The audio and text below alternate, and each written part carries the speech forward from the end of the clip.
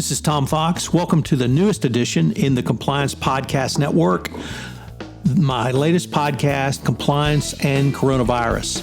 As the voice of compliance, I wanted to start a podcast which will help bring both clarity and sanity to the field of compliance, the compliance practitioner, and indeed the compliance profession during this worldwide health and healthcare crisis. Taking up a variety of topics as diverse as working from home to sporting events, to the role of the board of directors, to crisis management, to the role of supply chains. We will look at all of these in this podcast. If you have a topic you'd like covered on compliance and coronavirus, please let me know. I'd be happy to do a podcast on it.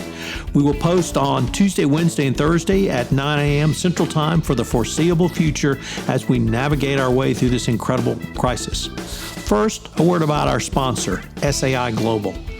With the coronavirus and COVID-19 pandemic continuing to change rapidly, trust and integrity are paramount to business continuity preparedness. SAI Global is here to help compliance and risk professionals facing these challenges, including unprecedented business impacts from employee well-being to disrupted supply chains. SAI 360 is a cloud-first software and modern ethics and compliance learning platform designed to help you navigate risk from every perspective. To learn more about how you can protect your business operations and workforce during these uncertain times, visit saiglobal.com/risk for free resources, expert guidance, and industry-leading technology. Thanks again to SAI Global for sponsoring this most important podcast.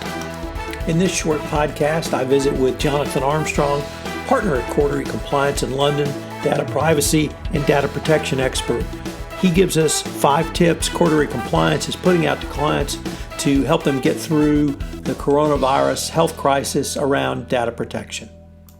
Jonathan, what are some of the things that you and Cordery Compliance is advising clients on to minimize risk at this point? Well, in my mind, I've got a magnificent 7, Tom.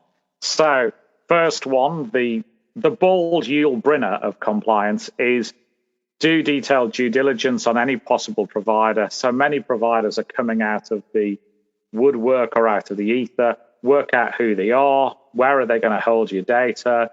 Are they prepared to enter into appropriate written agreements to help you meet your obligations? 2, minimize the sharing of data. Work out who health data needs to be shared with, the measures you're going to put in place to make that data confidential and secure. And bear in mind that recent cases, for example, the doorstep dispensary case in the UK, have told us that even healthcare professionals sometimes don't take as much care with data as they should. 3, only process the data you need. There's a distinction, I think, between data which is nice to have and data that you need to have. So make sure that you can justify all of the data you hold. Make sure that you follow what's called the accountability principle under GDPR, and that you register the reason for holding that. That's as simple, I think, as if you've got a spreadsheet. Column 1 says the field of data, column 2 says why you need it. There's going to be a particular problem with things like location-based data, especially if you're collecting this without proper notice to employees. For example, if you're using an app on their mobile or cell phone to locate.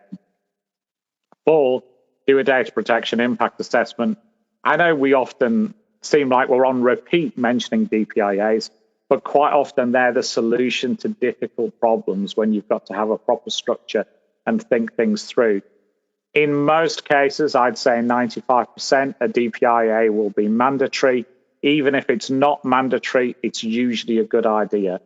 And obviously, we've talked about this before, Tom, but DPIAs are hot news in Europe because of the Irish Data Protection Authority's raid on Facebook. A lot of the data that you will be handling in this crisis will be more troublesome to employees than a dating app was as proposed by Facebook. So it's clear that regulators will have an interest in this.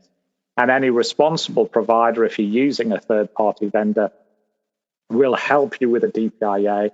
Most of the good ones will have, DPIAs on the shelf just ready to send to you to help you with your compliance. Fifthly, Look at your transparency obligations. If you're collecting health data on employees or visitors to your premises, or you're doing anything a bit out of the ordinary, you've got to tell them, and how are you going to tell them? And how long will you keep the data for? What are you going to tell them about your data handling going forward? Sixth, keep up to date. Data protection authorities are changing their advice or clarifying it on an almost daily basis. Make sure you follow the latest guidance. And remember that under GDPR, a data protection officer must be provided with sufficient resources to fulfill their obligations. And DPOs are expected to have an expert knowledge of data protection law.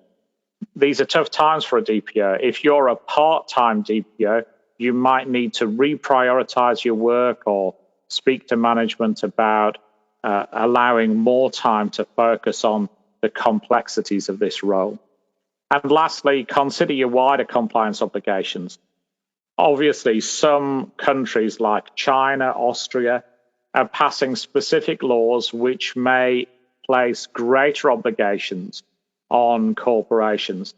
So make sure that you've got a process in place to monitor them, make sure you can fulfill your obligations. Look at how you deal with requests from government for data. Some of these requests in themselves aren't lawful. So don't just assume because the request looks official that you have to comply with it. You need a process in place for working out which ones are real and which ones are mandatory, and how to comply with those that you need to comply with. Jonathan, this has been a very fascinating but also much needed exploration of what's required under GDPR in this time of massive worldwide health crisis, but more importantly, what can individuals and companies do to minimize the risk? I'm sure this is going to be an ongoing discussion within the confines of Cordery Compliance, even if it's a remote discussion, and also with your clients. So I may ask you to come back and visit with us again as we move into the spring and into the early summer. So thank you very much. My pleasure, Tom. Hello, everyone. This is Tom Fox again. I'd like to thank you for listening to this episode of Compliance and Coronavirus. If you have any questions or you have a topic you would like explored on this podcast, please shoot me an email at tfox@tfoxlaw.com. Also, as a call to action, I would ask if you could to please tell one of your friends about the podcast so we can spread the word out about the newest podcast on the Compliance Podcast Network. Also, if you would leave us a rating on iTunes or a review, it would greatly help get the word out about this most important podcast over the next several months. Thanks again for listening, and I hope you'll join me for our next episode of Compliance and Coronavirus. This podcast is a production of the Compliance Podcast Network.